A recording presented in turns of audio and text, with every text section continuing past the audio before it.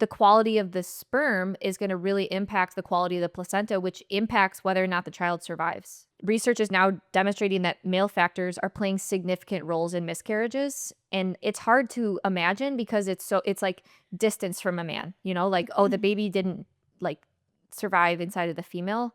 And so the male's almost forgotten about. But quality of your sperm really plays a role in the survival of the child inside the woman. Yeah.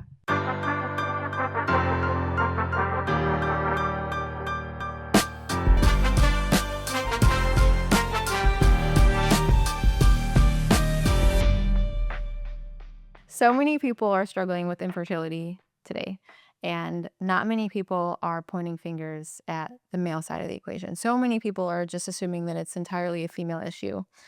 But what we're here to talk about today is why both sides of the equation really matter. Studies show that overall the male factor substantially contributes to about 50% of all cases of infertility. So that is 50% of the times that a woman's not able to get pregnant is because of factors contributing to the male. And we just feel like not many people are talking about this. No. So Yeah. that's the main focus of today's is why potentially the males are a problem. Yes. So male infertility can be a result of low sperm concentrations, poor sperm motility, or abnormal morphology, estrogen dominance, and low testosterone, so hormonal problems.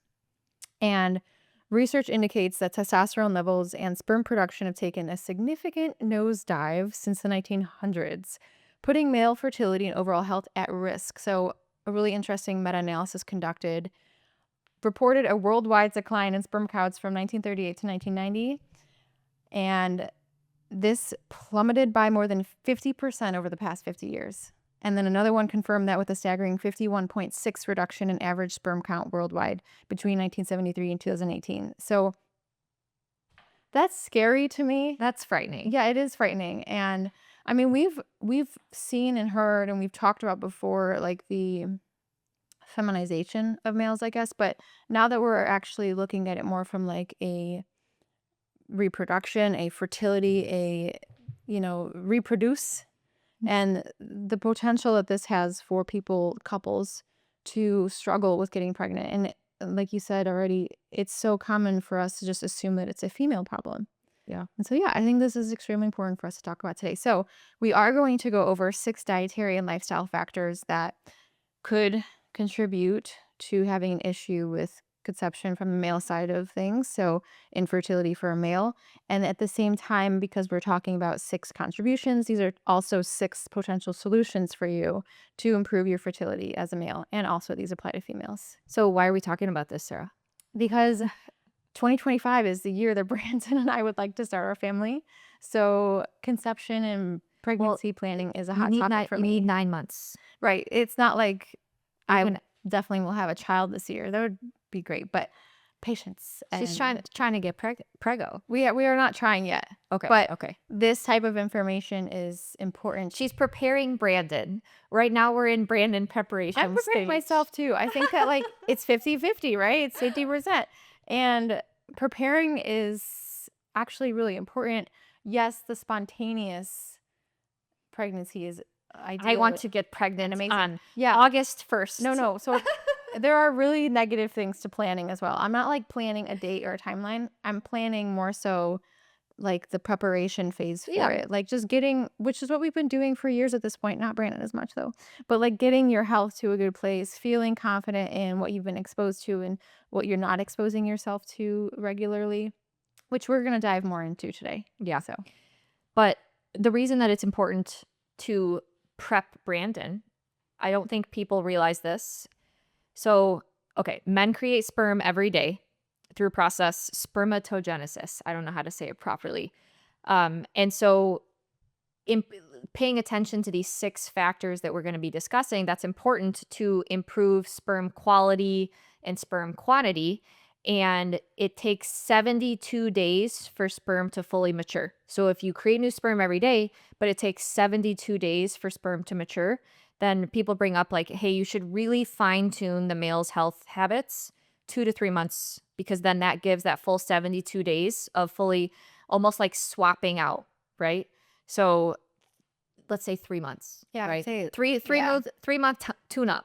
3 month Yeah. 3 month tune up for the 3 months fella. tune-up. And I Um, think, like, too, it's a huge misconception to be like, let's do a 3 month tune-up and then boom, it's gonna happen, right? So Yeah. you never really know when it's gonna happen, and that's why this should mostly be lifestyle considerations. Yeah. Not like temporary changes, Yeah. temporary fix. It's not a fix quick, right. you know. So we have You know- some notes because there's some like alarming studies. There's a lot of good information around this topic, and We don't want to miss anything. yeah, we don't want to important. miss things. But this is how we prep for podcast too. Do some research into it and learn a little bit, and then share what we learn with you guys. So many people think the baby is just formed in the woman, inside the woman, and like that's all that matters, right? It's well known that like the egg from the female and the sperm from the male contribute equally to the genetics of the child. But I don't think many people know that the male genes contribute significantly to the placenta formation, which that's just huge for the child, right? So paternal genes tend to dominate in driving trophoblast behavior, which is central to how the placenta forms and functions. And so when the sperm fertilizes the egg, the zygote begins dividing and becomes something called a blastocyst. And then the outer layer of this becomes the trophoblast, which then implants in the uterine wall and gives rise to the placenta. So the sperm plays a huge role in forming the home of the child. So like it's like the spark plug, like The placenta, yeah. it gets it going. Yeah. So the quality of the sperm is going to really impact the quality of the placenta, which impacts whether or not the child survives. So like Yeah. that's the role that men play in miscarriages, because I mean, I can't even imagine the feeling that a woman would get when she finds out that she had a miscarriage. And the woman probably thinks it's just them. Like, oh, there's a problem with me, and that's why the child like didn't survive. But research is now demonstrating that male factors are playing significant roles in miscarriages, and it's hard to imagine because it's like distance from a man, like, oh, the baby didn't like survive inside of the female, and so the male's almost forgotten about. But high levels of sperm DNA fragmentation, so that's like the breakage or damage of the DNA strands within sperm cells, likely from oxidation. So that sperm DNA fragmentation have been shown to double the likelihood of a miscarriage occurring, which is wild.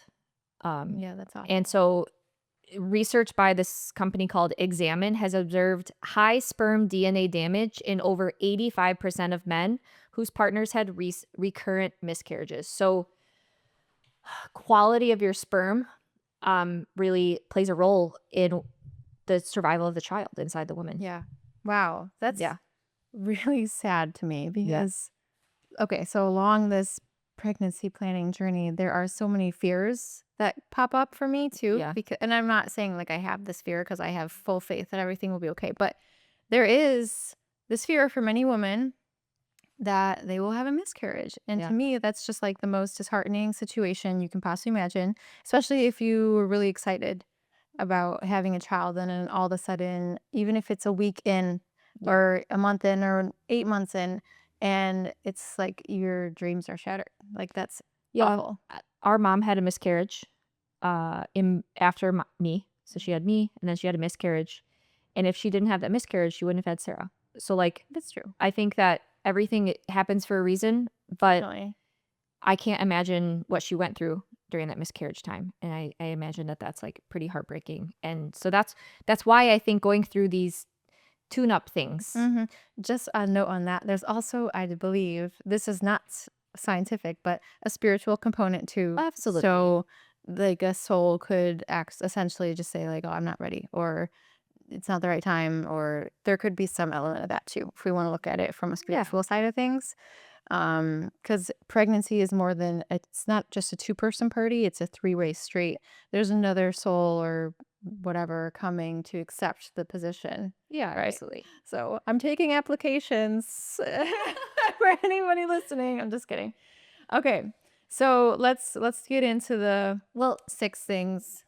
I think that when you see like the fertility dropping, when you take a step back and you understand like the modern times, Mhm. it kind of makes a little bit more sense. And it doesn't, it kind of takes away the fear, because it's like, oh my gosh, what's wrong with you as a human? Or is it, hey, so many lifestyle and dietary things have changed. Maybe those are things, right? And so it kind of takes the fear out of it, and instead it gives you empowerment. Definitely. And definitely empowering. Yes. That's the whole goal here. There's also a potential strain on our relationship too. Tremendous. Because like we already talked about, if you are, it could go both ways. Let's say you're the female or you're the male, and your significant other is not putting in as much effort to preparing as you, and then something does go wrong, and then there's an element of blame. And so these are all just things that, like, hopefully maybe if you're a female, you can send to your counterpart and encourage them to listen to this, or vice versa. Yeah.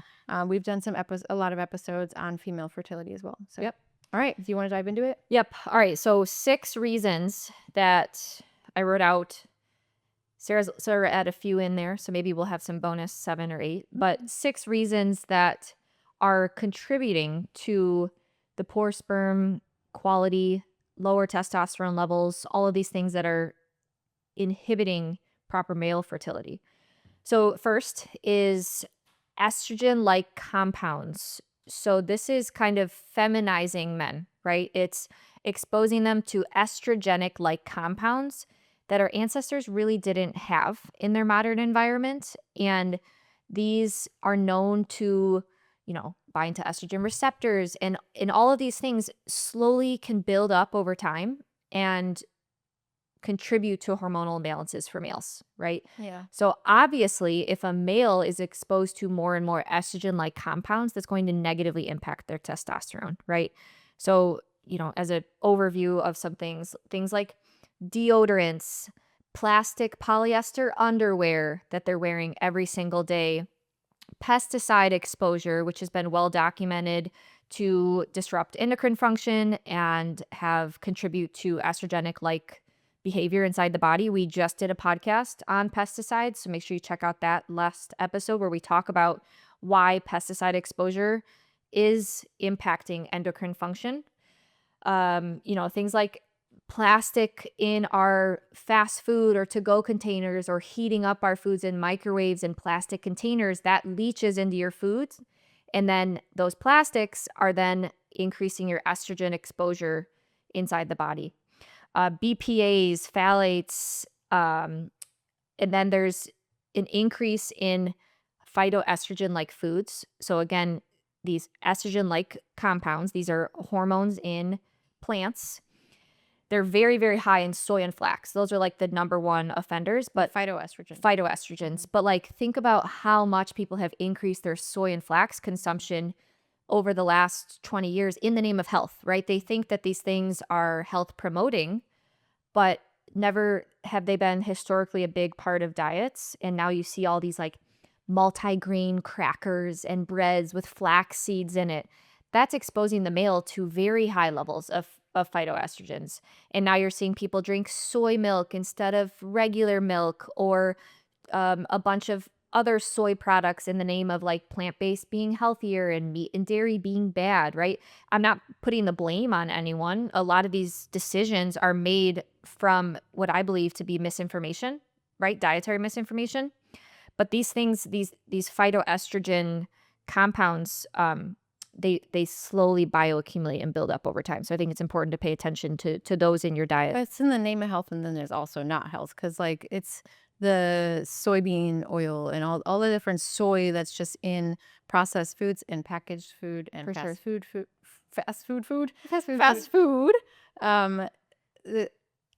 Everybody who's just eating the standard American diet is just exposed to significant amount of soy. Yeah. So. Yeah. And then there's, birth control in tap water, pesticides in tap water. That right. So there's birth control in tap water, not birth control and tap water. No. You said in, but you said it so fast. So I just Sorry. want to confirm there's birth control in tap water. And So there's some areas of the country that have, more estrogen-like compounds in tap water. So it's important to have like an activated charcoal filter. And like I said, plastic in food, like pretty much every fast food, everyone's doing dine and dash, dine, whatever where you can order fast food delivered, that comes in plastic. That comes in these estrogen-like compounds. We're swimming in estrogen. DoorDash. There we go. DoorDash. We're swimming in estrogen in all these different areas of our life through environmental exposure and through our food. And so, Well, really quick on that. So Yeah. you might be wondering, well, like my vegetables come in plastic too.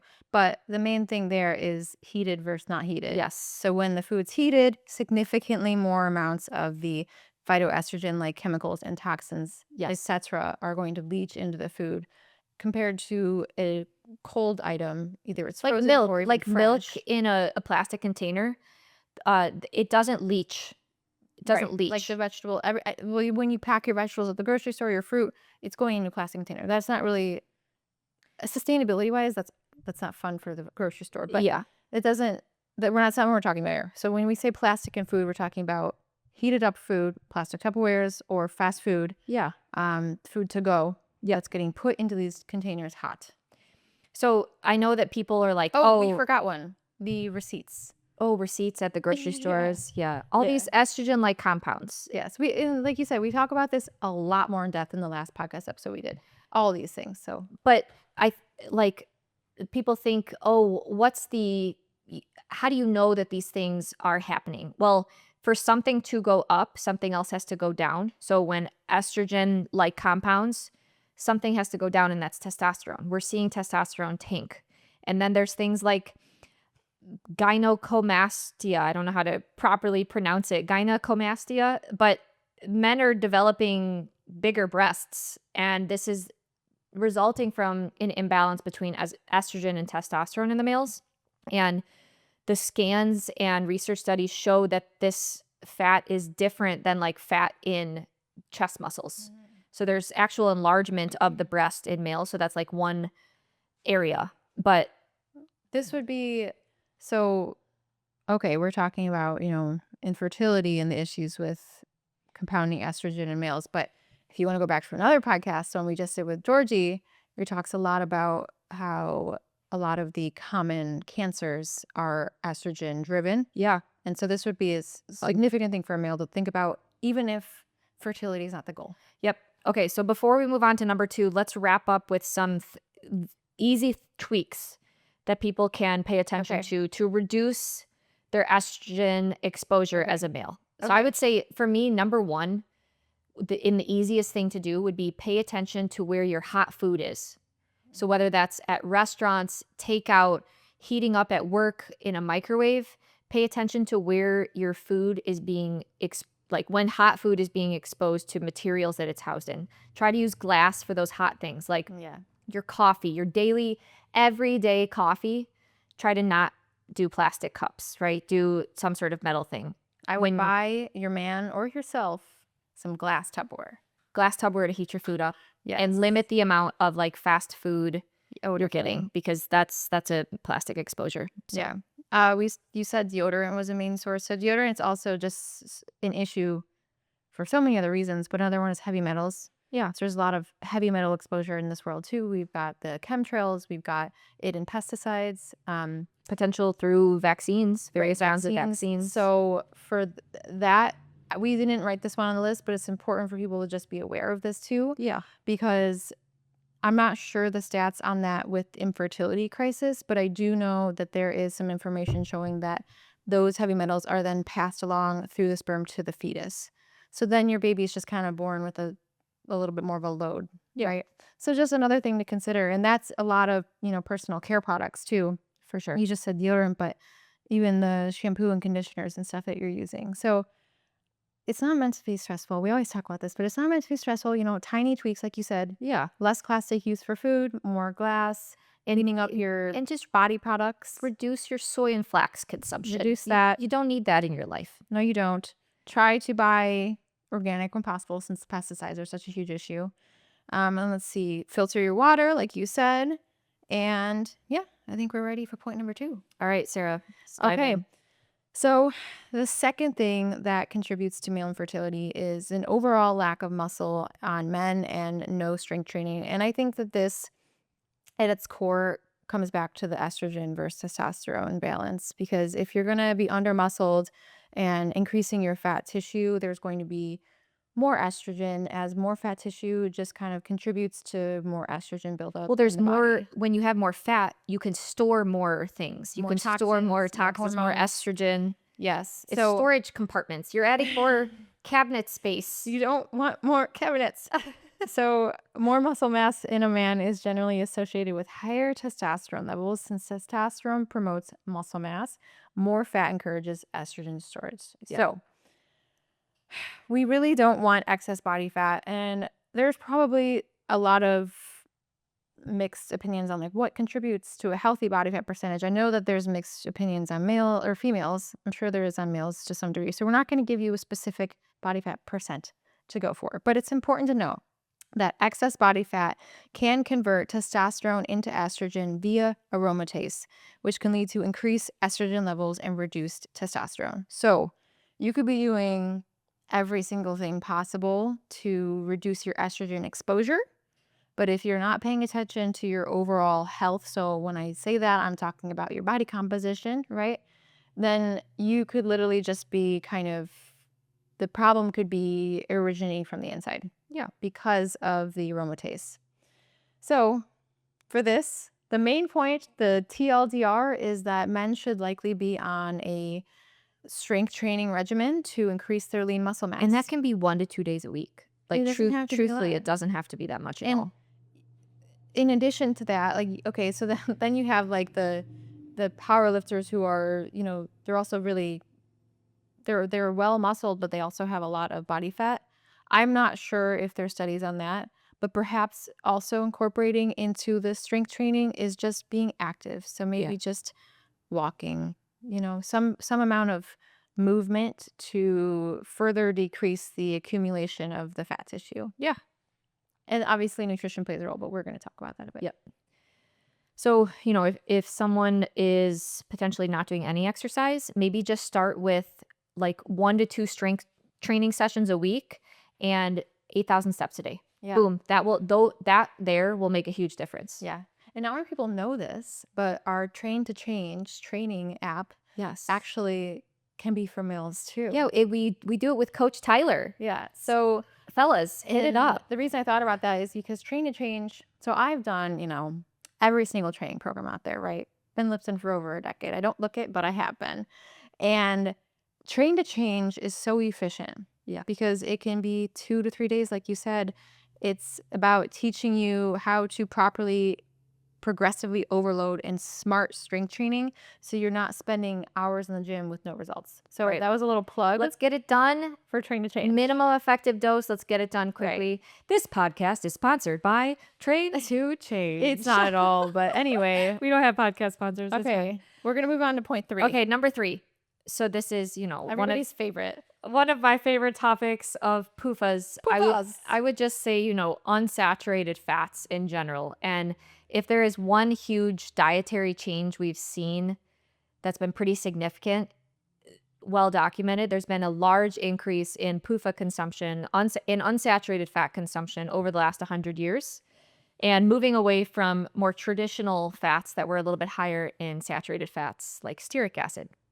So PUFAs are problematic on a number of reasons. They, lower metabolic rate, interfere with energy production, interfere with carbohydrate metabolism, can cause insulin resistance problems, increase ROS and like oxidation inside the body, especially when someone is in a low metabolic subclinical hibernation state. The enzymes that oxidize PUFAs are upregulated, and so that just leads to cell damage all throughout the body.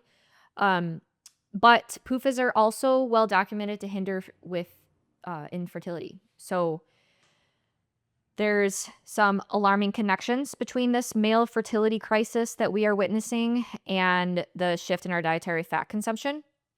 So, like I said, it's not just this huge change in fat consumption isn't just impacting our waistlines, and we aren't just getting fatter by it, but it's also negatively impacting our fertility. So, oxidative stress in sperm is a major factor in male infertility. So remember I was talking about how in miscarriages, like DNA fragmentation can be one of the reasons for increased rates of miscarriages. Well, what's oxidizing, right? It could be a higher shift of PUFAs inside of your body over time, leading to more oxidative stress.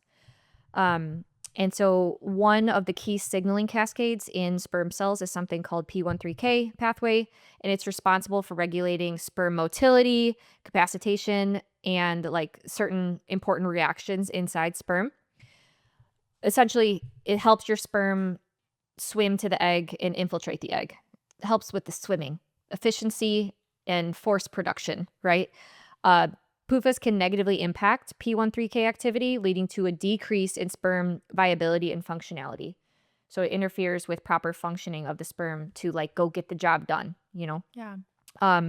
One study found that men suffering from a condition where veins in the scrotum are inflamed, this is called varicoceal,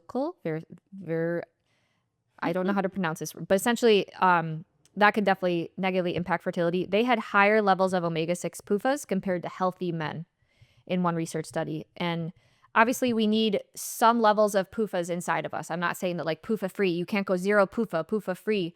Sperms need some level of PUFA to be able to remain like flexible. But we're seeing this like massive increase, and we're seeing a shift in how our body is made up, the types of fat inside of us, and that can negatively impact the fertility as well. So another way that PUFAs can impact male fertility. So on sperm, they have a receptor on the tail, and the activation of this receptor by progesterone allows sperm to make the final push into the egg for fertilization, right? So very important final step. Well, the mechanism of action of progesterone to increase the sperm motility is to displace a chemical called 2-AG. And that is a metabolite of arachidonic acid, which linoleic acid gets converted into. And so higher linoleic acid and omega-6 PUFA consumption increases arachidonic acid, which increases 2-AG, negatively impacting male fertility. So essentially, too many PUFAs can get in the way of the sperm swimming to the egg and then doing the final infiltration to actually fertilize the egg. So the sperm is swimming and it needs to displace a chemical called 2-AG. And what you're saying is that the linoleic acid increases the 2-AG levels to an extent. So So then there's just more that needs to be displaced? it's just interfering with the proper steps and the mechanisms. Right. There's like normal steps and normal mechanisms. And because these unsaturated fats have to be broken down differently, they have different biochemical structures. They impact various enzyme functions, and that just interferes with this normal process where there's a lot of things that have to get done in order for the sperm to properly get to the egg. Yeah. So, Do you want to go? Yeah. Do you want to go another through some factor. more? There's more. So like obviously more. the types of fat we eat impacts how the body functions. Like it makes up various cells and tissues. It controls your metabolic state. It controls enzymatic function. So it's pretty important, and we've seen a huge change in the types of fat we're eating, right? So in various animal studies, PUFA depleted animals, the conversion of acetate and cholesterol into testosterone is approximately double that from normal rats. So that's in PUFA depleted animals. They're basically how much testosterone they're producing increases. And that's likely due to like improved mitochondrial function. We want that. And increase ATP That's good. function. Yeah. Okay. Yeah. ATP production. And yeah, there's honestly so many different studies. Yeah, I included so many. Like 40 studies, and like I'm like almost like let's move on. Okay, I'll just summarize a few more of these because I think that they drive the point home that males, you gotta pay, if you care about your swimmers, you gotta pay attention to the types of fat that you're consuming, you know? Right. So one conclusion from one study is the presence of excess unsaturated fatty acids in defective human sperm may precipitate the oxidative stress encountered in male infertility. It's playing a role. It's playing a role, right? Polyunsaturated fats are unstable, can increase levels of oxidative stress when someone is in a poor metabolic state, and that can cause damage and negatively impact male infertility. In another study, altering the PUFA sources in the diet resulted in changes in the omega-6 to omega-3 composition of sperm. So literally changes in your diet change the types of fat inside your sperm. That's wild. And that's things we don't think about. No, we don't think about that. No. Here's the rest of the quote from the paper. So again, these unsaturated fats give the sperm plasma membrane the fluidity it needs to participate in the membrane fusion events. However, these molecules are vulnerable to attack by reactive oxygen species, initiating lipid peroxidation cascade that can seriously compromise the functional integrity of these cells. So again, these studies show that measurements of lipid peroxidation, so these harmful things like MDA, 4-HNE, they correlate negatively with semen quality. So higher levels of these lipid peroxidation products are correlating to poor quality sperm. It sounds like they're also making them function wrong. Yes. And this, I think you just haven't gotten to this quote yet, but I want to read it because I'm shocked. Defective sperm function is the largest defined cause of human infertility. So I know we talked about like the 50-50 thing and everything, but the way that I'm thinking about this is like on the female side, I feel as though, these are personal thoughts now, that once a female, we females have a lot of hormonal problems to navigate, right? Like that's well accepted. There's estrogen dominance in males too, but in females. And so maybe one of the main issues is that a woman's not ovulating, right? Yeah. So they can't get pregnant if they're not ovulating. But if a woman has done the work to get herself to the place where she is now ovulating, she's tracking this, maybe they're even using some fertility tracker, like there's this Mira device that can help you confirm you're ovulating. And a couple has tried for several months and they're, having intercourse when it confirms the ovulation and they're not getting pregnant. I think it's so crucial. Probably the male. That you consider that it's not you, girlfriend. Yeah. And your hub, your boyfriend, your whatever should probably consider what we're talking about today. Paying attention. So long story short of this PUFA section, paying attention to the types of dietary fats that you're consuming. Yeah. Swap out your vegetable oils, just like you don't need them. You don't need them, right? Because vegetable oils are already high in these lipid oxidation products. Yeah, you don't need more of those. So what this means is for somebody who's not in the nutrition space is you don't need to like cook your eggs in canola oil. You don't need to be frying things in grapeseed oil. You don't need to be eating packaged goods that are using soybean oil. There's so many of these oils. Yeah. And your best bet is to honestly avoid standard processed foods and packaged goods and fast foods and restaurant foods as part of your normal daily diet. Yeah. Because 99% of them are going to have vegetable oils in them. Yeah. I'm sorry, I have to read one more quote on the PUFA part. Okay. Please Last read. one. All right. Okay. Quote, one of the other features of defective human sperm is that according to some authors, they contain excessively high amounts of unsaturated fatty acid. A causative relationship between the retention of high levels of unsaturated fatty acid and ROS generation was indicated by a recent study indicating that exposure of human sperm to the PUFAs, linoleic acid or arachidonic acid, triggered free radical generation, lipid peroxidation, and DNA damage in human sperm. Fellas, what you eat matters. Yes. So paying attention to the total, the summary of section 3, paying attention to the total amount and the types of dietary fat that you're consuming, pretty important. Don't go for those plant-based dairy alternatives. Eat the real deal. Meat, and try to source your dietary fats as high as quality as you can. Right. So acceptable or more appropriate sources of dietary fat then would be more saturated. So we've got coconut oil. So that's, sometimes people are like, oh, it's a vegetable oil, but no, it's saturated. That's a good one.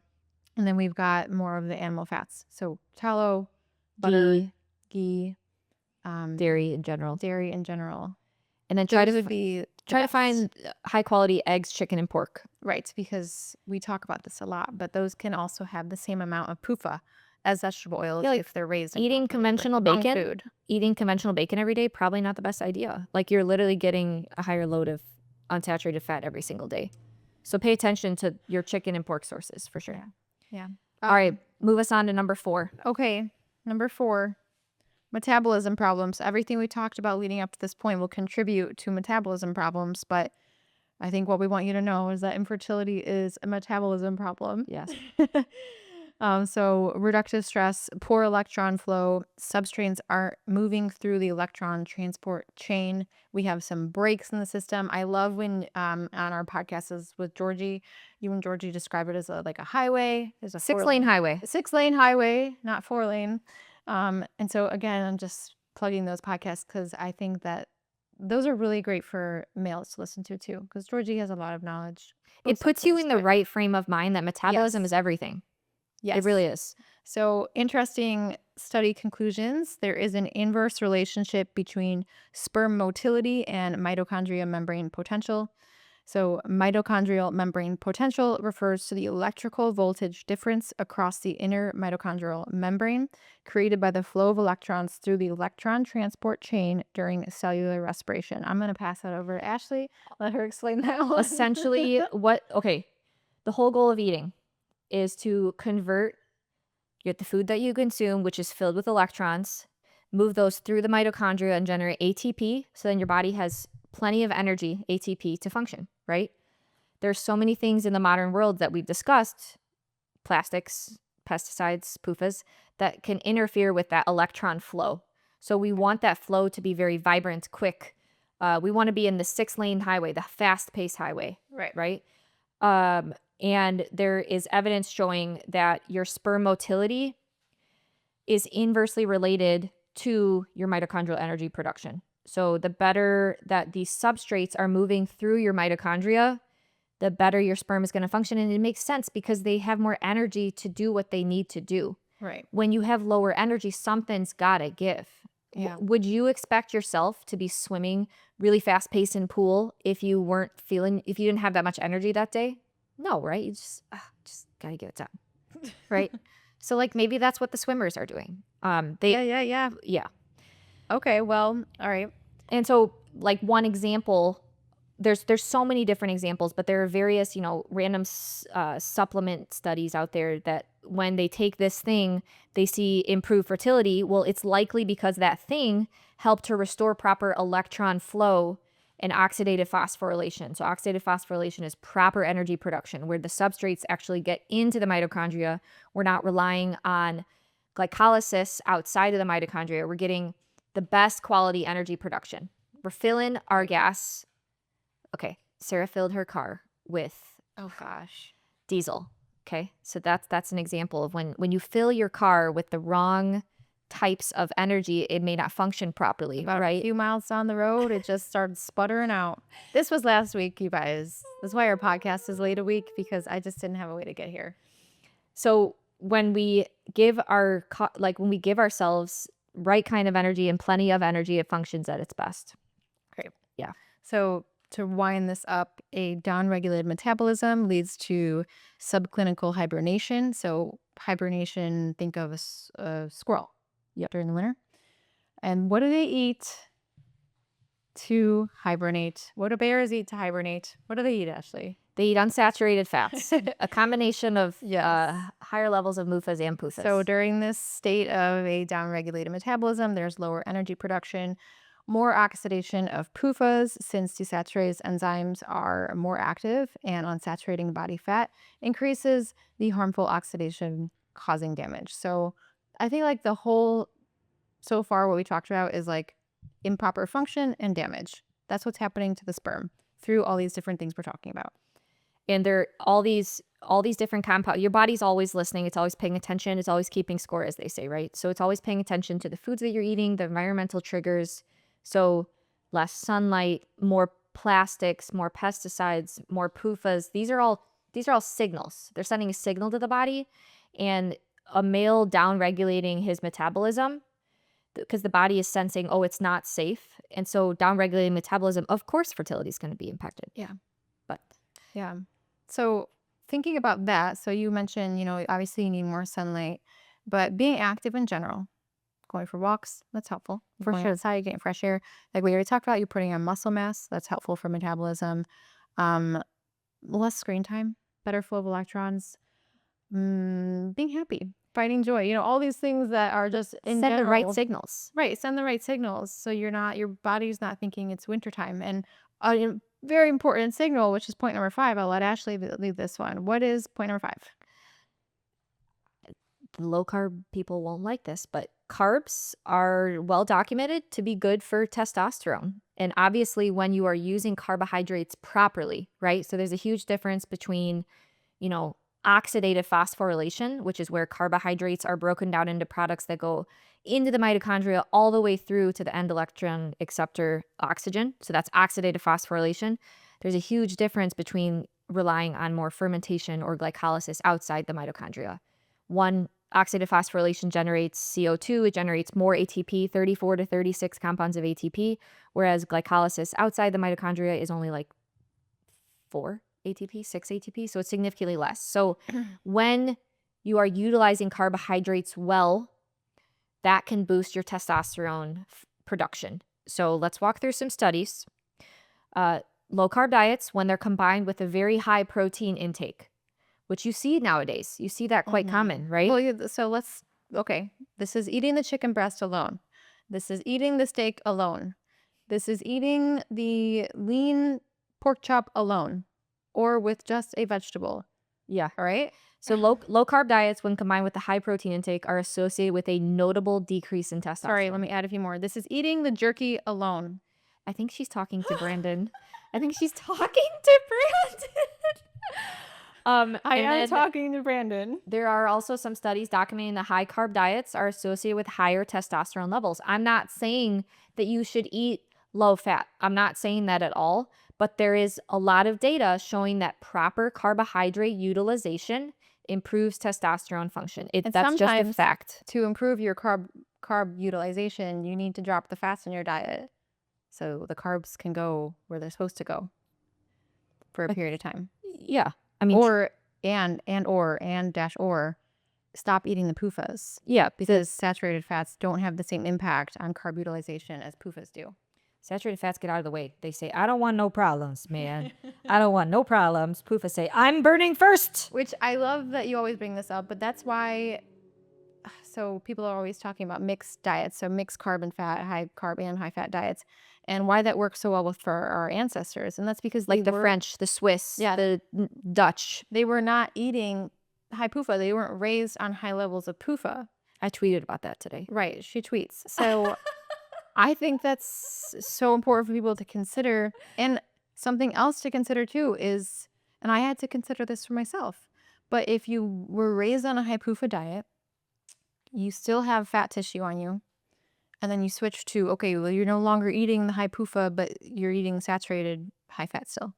You might still have some issue because you still have those fat stores on you, which is why this comes back to the muscle mass and the body fat percentage we were talking about. Yeah. It is just a advantageous thing to do to not hold excessive amounts of body fat. Yep. Because you're going to store toxins and you're going to store the PUFAs. Yep. Okay, so low carb people won't like it, but there are studies showing that. And so let's discuss kind of maybe why, right? Okay. So carbs may support testosterone production by reducing cortisol and other stress hormones, because stress hormones suppress testosterone. That's like well accepted, right? So carbohydrates can lower cortisol and stress hormones. They can support a better metabolic rate. That's well documented. Better insulin and glucose levels. And all of these things will influence like hormonal signaling pathways, which ultimately impact testosterone synthesis, right? Yep. And your gonads need glucose to produce testosterone. So there are various parts of the body that require glucose. And yes, the body can make glucose through gluconeogenesis, but that always comes at a cost. Why not just give the body what it needs, right? Well, you literally just said if you're going to require your body to make the glucose, you're going to be running on higher cortisol and adrenaline. Yeah. So then it's like a double-edged sword. Yep. So I'm going to read a few quotes from some papers. Quote, energy status is essential for normal reproductive function, since the reproductive axis has the capacity to respond to metabolic cues. So again, the body's always listening, paying attention. It'll adjust your metabolic rate on the dial based on the cues and the signals that you're giving it, right? So in fact, quote, reduced availability of glucose may be responsible for decreased testosterone synthesis or hypoandrogenism in the testes of mice during aging. Another study further supports this, stating, quote, the study thus further supports the earlier finding that the Leydig cells cannot produce testosterone in the absence of glucose. And so, again, proper structure and function of various tissues and cells and organ systems throughout the body require adequate energy production. And oxidizing carbohydrates well improves metabolism. There's a huge difference between not using carbs well and using carbs well. And when you use carbs well, there's metabolic benefits. That's well established. You burn fat better. You get more energy production. You have less of the, quote, bad byproducts. You have higher levels of endogenous CO2 production. All these benefits when you perform oxidative phosphorylation of glucose. I think that I want to get a t-shirt made that says, your gonads need glucose. All right, let us know in the comments if you're watching on YouTube. Would you like one of these shirts? A hat. Anything really. And Or what about PUFAs damage your testes, your sperm? PUFAs damage your sperm. You know what? I really feel like, Sarah, you hit this out. I think I might, because I sometimes, so like I said, this can be a strain on a relationship because somebody might feel a certain way about something and somebody might not care as much. Yeah. Brandon cares, but I care a lot. Yeah. So sometimes it's hard. And so maybe a lighthearted t-shirt that says gonads need glucose. Okay. All right. Sarah, hit us up with the final point from today, number 6. Okay. This one's kind of like a lot of people have heard this, but we're just going to, it's important. But it's such an easy fix. It's an easy fix. This is such But an the easy phone's fix. in the pockets. The phone's in the pockets. Funny story about this. Brandon has what he thinks is EMF protecting boxers. And I mean, like, I'm all for that. It's fine. Get that. How does it work? I don't know, but it's marketed because of this, right? Yeah. Because Yeah. we are exposed to high levels of EMFs. And what we've learned about this, and this is important because it's easy to freak out. There are cell phone towers everywhere. There's Wi-Fi everywhere. You can't escape Wi-Fi. I'm No. sorry. And so you might be like, well, there's no hope here. But the distance of your exposure makes a significant difference. Inverse So- square law. Inverse square law. So how close the device is to you is going to be a significantly large amount of exposure, whereas if you just move it away, even just a slight amount, the amount of radiation is pretty significantly decreased. So this would be like talking to your phone on speaker versus holding the phone up to your ear and talking there. This is very generational, I've noticed, because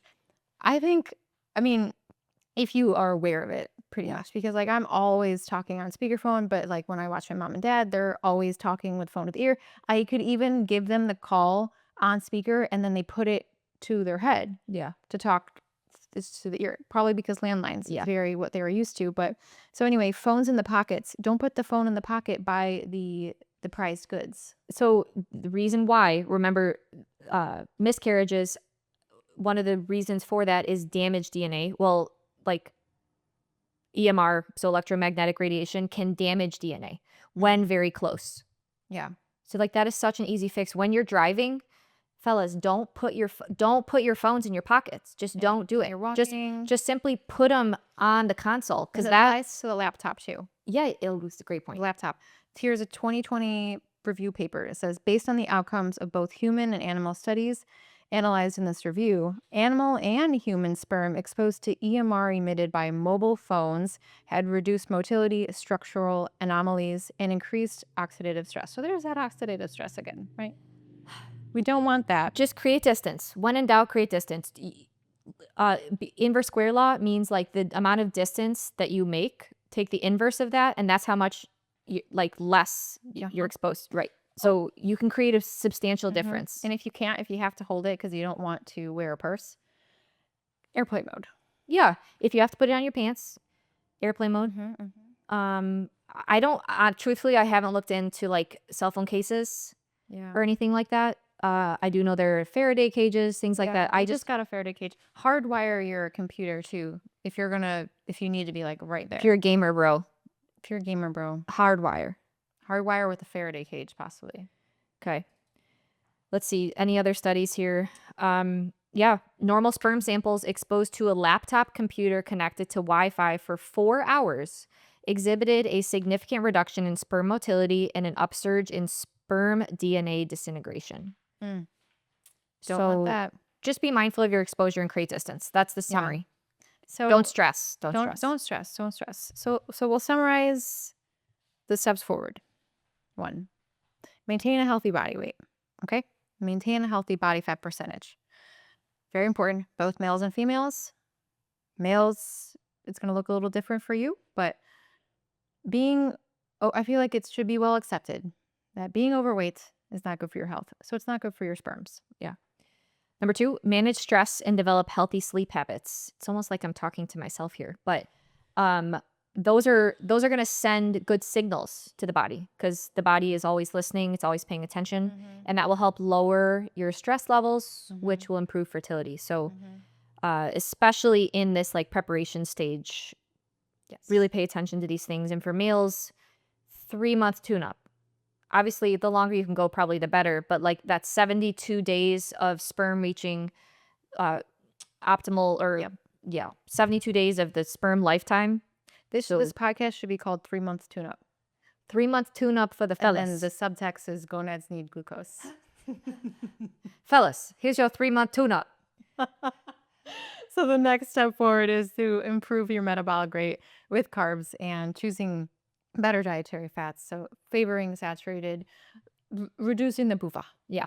Oh, that's the next one. Yeah, reduce PUFA. And then lower your phytoestrogen consumption. So look at, labels.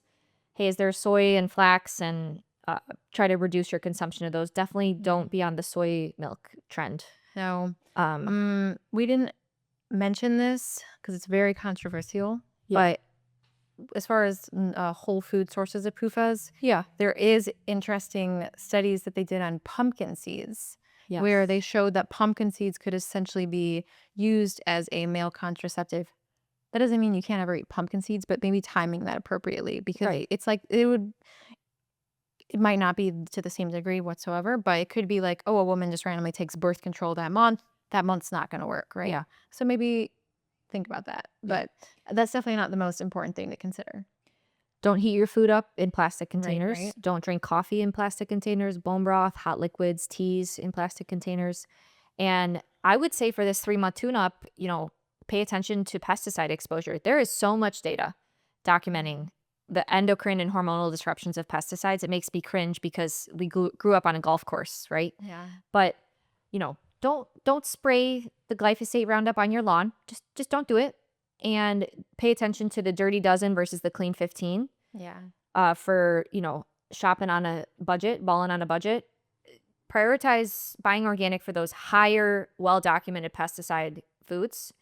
And then utilize the Clean 15 for non-organic if you need to. Yeah.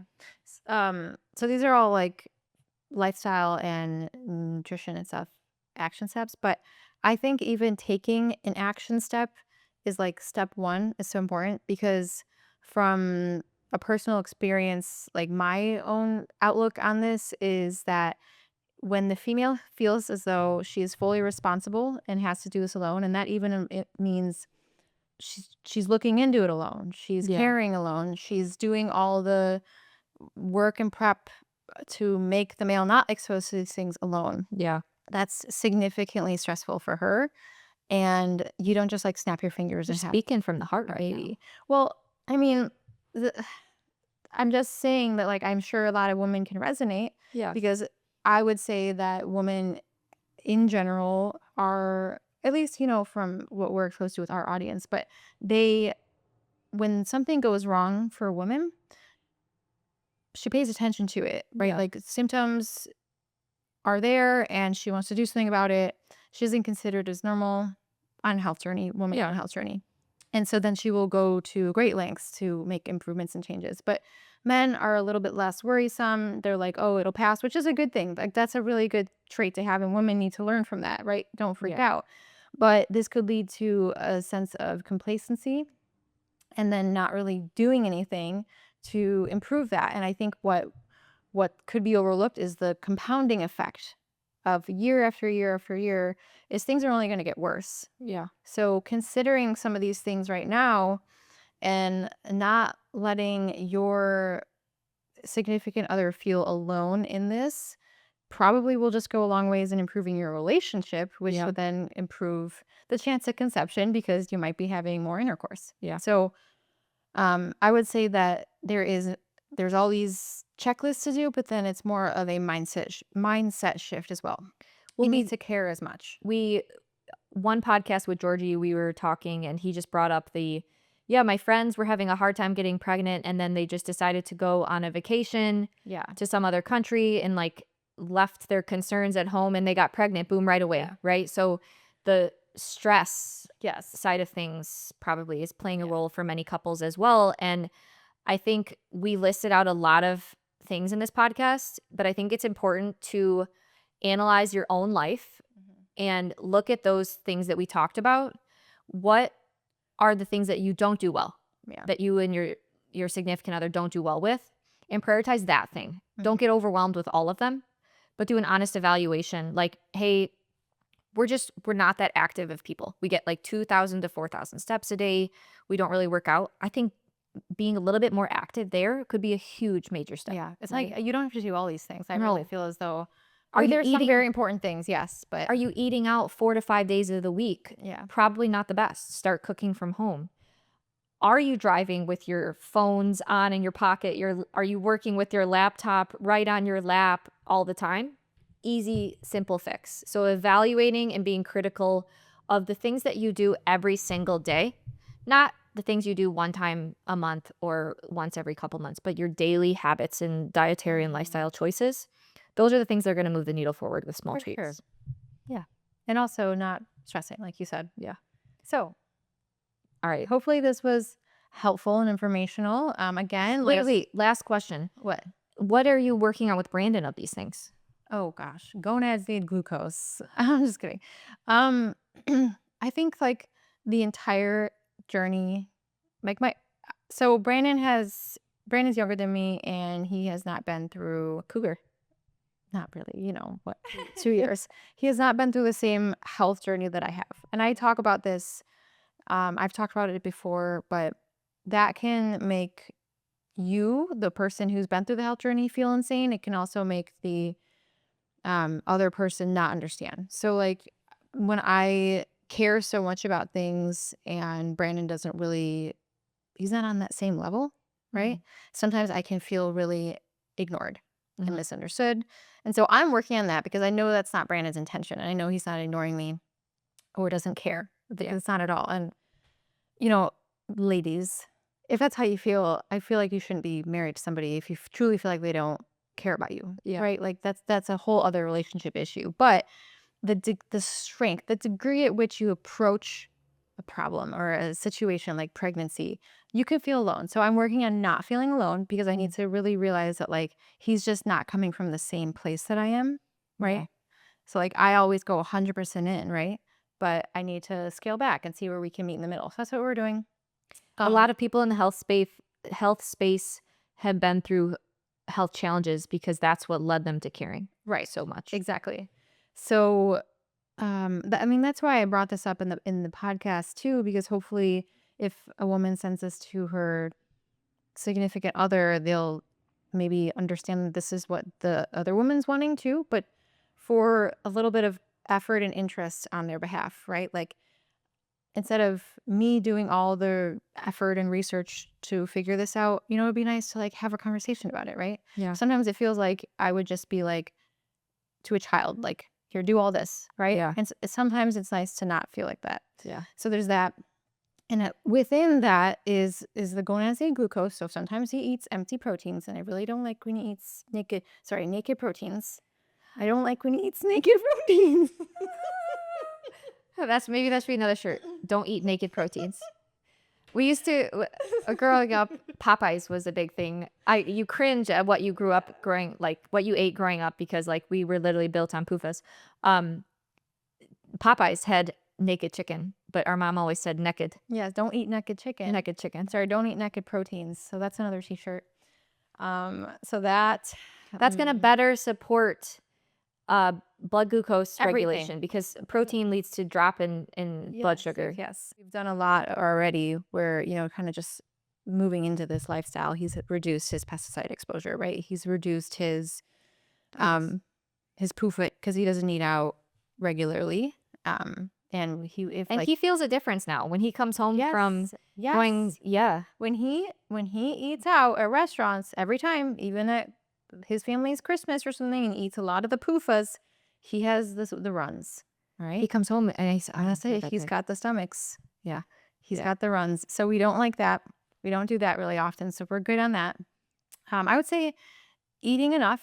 Yeah. Eating glucose, no naked proteins, and just the partnership component of it would be nice. That's more of a me thing. I need to work on like feeling that way. And I'm trying to think because I want to make sure I'm very comprehensive here in case he listens to this. Just kidding.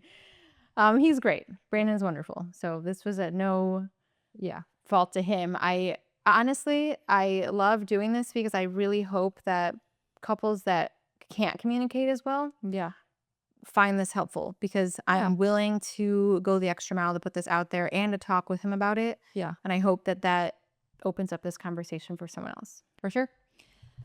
All right. Well, that about wraps up this podcast. If you guys haven't already, check out website. We have a newsletter sign up. We send information kind of like this every Sunday. Sarah and I switch off every Sunday. What was your topic today? Why women need muscle. Oh, interesting. I did an Instagram about it, and I was like, I want to piggyback on this. Nice. So sign up for our newsletter if you're interested in these like nerdy like topics. We try to present them in like a very approachable way, but diving into the science and important health topics in a way that hopefully empowers you, doesn't elicit fear. So ArmstrongSisters.com, sign up for our newsletter there, and we'll talk with you guys next time.